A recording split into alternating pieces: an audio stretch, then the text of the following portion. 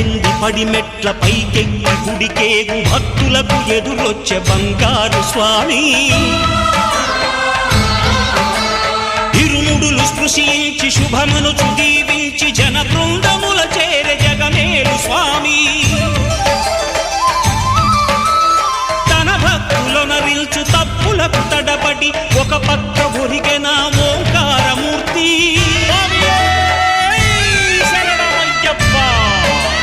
స్వాములందరూ తనకు సాయము కాగా ధీమంతుడై లేచే ఆ కన్య స్వామి